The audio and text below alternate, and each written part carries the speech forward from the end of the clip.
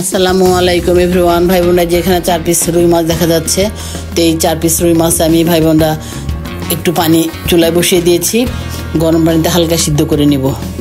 তো সিদ্ধ করার পর আপনারা দেখুন আমি রান্নাটা কিভাবে করি এবং কি দিয়ে করি। আমরা তো ভাই বোনরা রুই মাছের মাথার মুড়ি ঘন্ট, রুই মাছের কালিয়া, রুই মাছের কোপ্তা, রুই মাছ ভুনা, রুই মাছ ভাজি, অনেক কিছুই খেয়ে থাকি। আজকে যে আমি রুই মাছের এই যে 4টা পিস নিয়েছি, এই 4 পিস আমি আলু দিয়ে ঘন্ট করব। এই ঘন্ট কে কে খায় আমি জানি না, অনেকে হয়তো খায় আবার অনেকে খায়ও না। তো ভাই বোনরা, এই আলুর ঘন্ট, রুই মাছ দিয়ে ঘন্টটি আমাদের দেশে খায়, এটা উত্তরবঙ্গের খাওয়া, আমরাও খাই, খেতে অনেক ভালো লাগে, অনেক সুস্বাদু।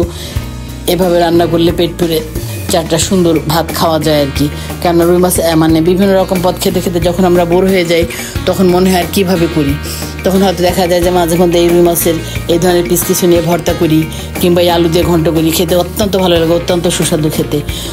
তো ভাই বোনরা, এই যে মাছগুলি আমি সিদ্ধ করে নিয়েছি এবং প্রায় ঠান্ডা হয়ে গেছে। এখন আমি এগুলি কাটা ছাড়িয়ে নেব। ওই যে আলু দিয়ে রান্না করবো, ওখানে সামান্য একটু আলু আমি কেটে নিয়েছি, শিলবিলাতে আলু, এটা রংপুরের নাম করা আলু। এই আলু দিয়ে বিশেষ করে এই মাছের ঘন্টটা খেতে অনেক মজা লাগে। তো ভাই বোনরা, শুধু যে এই আলু দিয়ে খেতে হবে এমনটা না, সব আলু দিয়ে খাওয়া যাবে, কোনো সমস্যা নেই।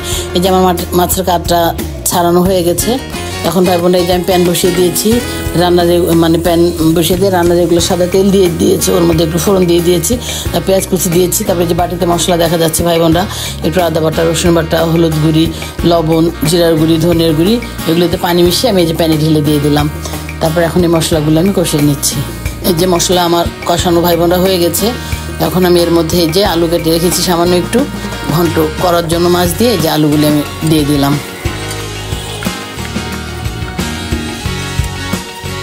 এই মশলার মধ্যে আলুগুলি দিয়ে একটু নেড়েচেড়ে এখন আমি পানি ঢেলে দিলাম। এখন আমি ঢেকে দিব।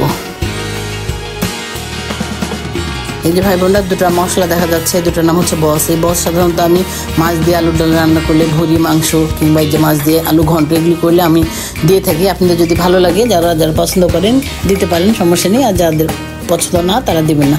তো ভাই বোনরা, এই যে আমি ঢেকে দিয়ে চলে গেছিলাম, এই যে আবার ফিরে আসছে কিছুক্ষণ পরে। তো এই যে আমার পানি কমে গেছে, আলু সিদ্ধ হয়ে গেছে। এখন একটু আমি এই যে কাটা ছাড়ানো মাছগুলি আমি দিয়ে দেবো। আমার চুলার জালটি মিডিয়াম অ্যান্ড লো হিটে দেওয়া আছে।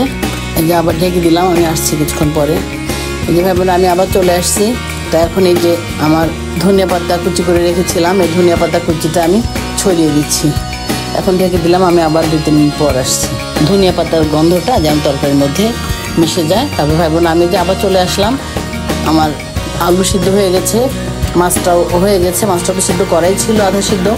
তো এখন আমি যে ভাই বোন, আপনারা দেখছেন ডাবু দিয়ে আমি ঘুরছি, ডাবু দিয়ে আমি আলুগুলি আধা ভাঙা করে দিচ্ছি। তো ভাই বোন, আমার রান্নাটি এই যে আমি আবার ঢেকে দিলাম।